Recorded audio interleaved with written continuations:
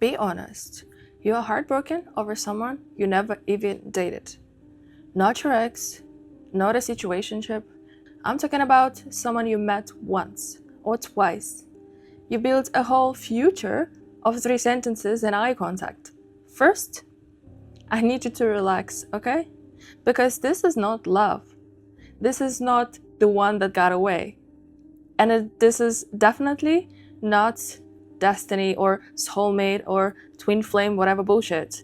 This is your brain being traumatic, bored, and slightly delusional. You didn't date, you didn't even know them. You don't know if they're emotionally available or just good at eye contact, and yet your brain is like, yes, this person ruined my life. Girl, nothing even happened. You didn't have a relationship, you didn't have a fight, you didn't break up, and yet they live rent-free in your head, like they paid a security deposit. That is not a sacred connection, okay? It's you building a Netflix series of eye contact. And if that hurt a little, good, because we need to talk, okay? Let's list the facts first. You don't know who they are as a person. You don't know their habits. You don't know how they treat people. You don't know if they're stupid or not. You don't know if they'll bore you in 2 weeks. You don't know anything. But in your head, they were perfect. No flaws or weird habits or red flags, just pure vibes. Because nothing happened, okay? And when nothing happens, your brain fills in the blanks with the best possible version. And that's never the realistic one. It's always the cinematic one, pure fan fiction. And correct me if I'm wrong, but in that cinematic version, you were better too. More confident, more desired, and finally chosen. That's what you got addicted to, not them, that aggravated version of you. Here's why this is worse than getting over someone you actually dated. With an ex, something real actually happened. You saw their bad sides, you got disappointed, reality eventually showed up and ruined the fantasy for you. And here, reality never even clocked in. Nothing had time to go wrong. There was no boredom, no weird habits, no annoying parts. So your brain did what it always does when there's missing information. It made shit up, but not just random shit, the best shit. And so your brain gets to keep this untouchable, perfect fantasy. And perfect fantasies are hard to bury because there is no evidence against them. The real high was anticipation. The second you imagine what this could become, your body reacted. You picture the next interaction, then the next, then the where this is going talk, then the version of your life where this becomes something. And in that new version, you're probably glowing, calmer, more secure, like you finally got picked. You weren't obsessed with them, you're obsessed with that feeling, that something is about to change feeling. If your life has felt even a little stagnant lately, that feeling is incredibly addictive.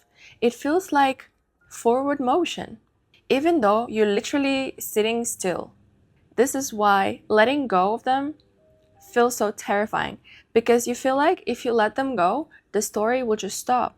You don't want to admit this, and let's not pretend this is not about your ego, yeah? Because it is. In your head, this was going somewhere. And when it didn't, something in you went, wait, so I'm not that girl? And now you replay everything. The way they looked at you, the way they laughed, the last message, the tone, trying to see if you imagined it, trying to confirm that you weren't just being delusional. This is the cruel part. You cannot even defend your sadness.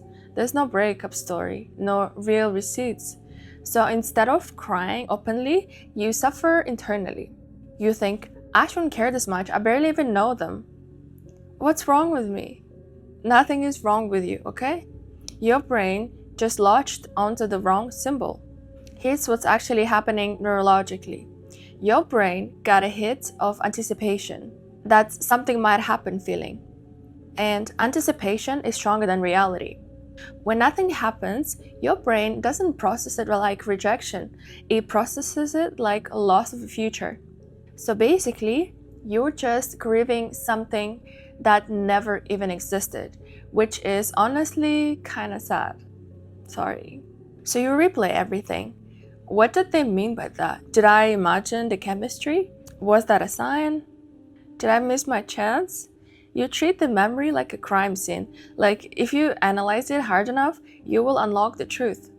But here's the brutal reality. There is no truth. Because nothing happened, okay? You're just really trying to solve a story that your brain made up during a slow week. Let me make it real. When this happened to me, I didn't even notice at first. It was stupidly small.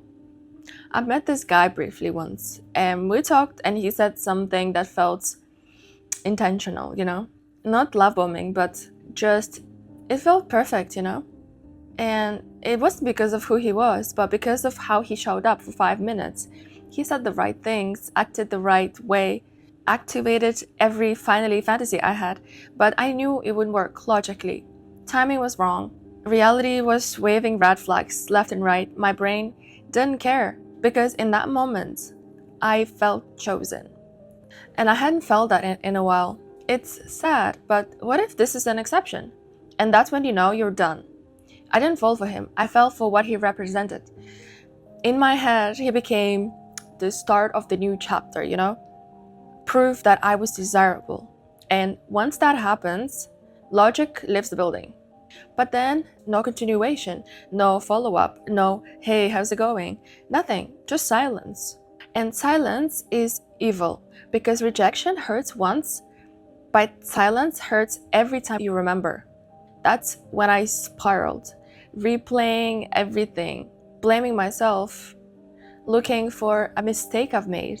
But there was no mistake, because nothing even ended, nothing even began. What snapped me out of it wasn't time. It was finally realizing this. I wasn't attracted to him. I was attracted to how I felt when I imagined that future. More alive. Like I was finally stepping into something, He didn't give me that feeling. He only triggered it. And once I saw that, the fantasy disappeared. This happens when you're ready to outgrow your life. This kind of obsession doesn't show up when you're thriving. It shows up when you're in between, when you've outgrown your present environment, when you feel restless but don't know what to change. When something inside you is ready to evolve, but you haven't moved on yet, then somebody appears and your nervous system lights up. Not because they're magical, but because they represent motion. Instead of creating motion yourself, you attach it to them. You make them the doorway. So when nothing happens, it feels like the doorway closed, but the door was never them. It was you. Telling yourself to move on does nothing. Your nervous system doesn't release things because you tell it to. It releases things when it understands that I don't need this anymore. What made sense for me was realizing that this existed in my imagination, not in reality. Why? You replayed. You replayed because you want that spark back, that almost relationship, almost new chapter, almost is powerful. Because almost feels like you were close to becoming someone else. And that's the part you're grieving, not that person, but the version of you that felt like she was leveling up. So stop asking, how do I stop thinking about them? And think about, what was your life missing when this appeared? Change, a new identity? That's what you actually want. And that's something you can create without them. Now the brutal realization.